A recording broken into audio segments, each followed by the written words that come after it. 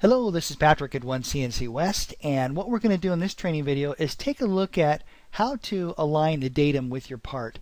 Now, sometimes this can happen when you import geometry from another CAD system, or possibly you have a customer that has supplied you with an IGES file or a DXF file. In this example, you can see that the datum, our X0, Y0, Z0 is right here, and our part's down here.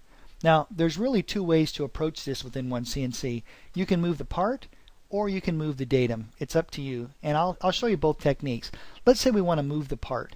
Now, within OneCNC, if you want to move something, you have to select it first. So to select all this geometry, the easiest way is to hit Control A, Control Alpha on your keyboard. That's a standard Windows tool for selecting all the geometry.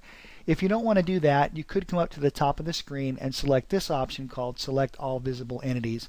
And notice there's an option right next to it called Deselect. Alright, I'm going to hit Control A.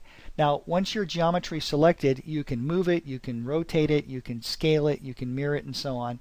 But in this example, we're just going to move. So with that geometry selected, notice that up here there's two move commands. This is your standard move or scale command, but the command next to it, that's move and copy. Well, we don't want to move and copy. We just want to use this first option. Alright, so I'm going to select move. Now, let's say that we want the datum, we want the part so that the datum's right at the center of this arc right here. So down here it says pick position to move from. So what I'm going to do is I'm going to grab the center of the arc, and you'll know you're at the center when you get that little diamond. Now once I see the diamond, I'm going to left-hand mouse click, and now at the bottom of the screen it says pick position to move to. I'm simply going to hover over the datum, wait till I get that little square, and then left-hand mouse click. It's as easy as that. Let's say we want to move the part so the center of that arc's at the datum. Same thing, make sure you've got the geometry selected, grab the center of the arc, then come over and grab the datum. It's just that simple. Let's say we want the datum to be at that endpoint right there. Same thing, just grab the endpoint, left click, and then grab the datum. And don't forget, you can also do things like you can grab the midpoint. So there's the midpoint of that line, and I can move that at the datum as well just by left-hand mouse clicking. Okay, so there's one technique where you're actually moving the geometry to match up with the datum. Now I'm going to undo this by hitting Control Z, Control Zebra on the keyboard. That's just like hitting undo up here. Alright, so in that first example we moved the part, and to do that, remember, you've got to select your geometry first. Now in this example I want to show you how you can move the datum. Alright, to move the datum, come over to your NC Manager and just right click on your toolpath group. Once you right click, you want to select this option called Work Shift. And when you do that, you're going to get a small dialog box, and this is just simply how do you want to position your new work shift. I'm going to use Arc Center. I'm going to grab the center of that arc and left-hand click.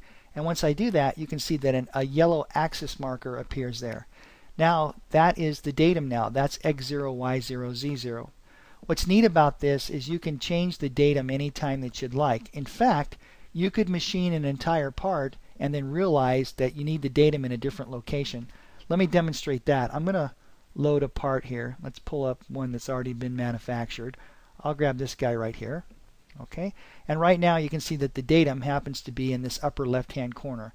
We're done machining. Let's say we want to move the datum to a different location. To do that, just right-click on the toolpath group, go to Work Shift. I'm going to grab that point right there, so I'm going to use this Endpoint option. I'll left click right there, there's the yellow marker. Now when I post-process this and create a CNC program, it's all going to be referenced to that datum. If you want to put the datum back to X0, Y0, Z0, just right-hand mouse click, go back to Work Shift, but this time select Coordinate. And just make sure 0, 0, and 0 are filled in for your X, Y, and Z, and click OK. And what will happen is that axis marker will disappear, and you're back to using the world datum, which is right there. Alright, thank you so much for watching, and I look forward to seeing you in the next video.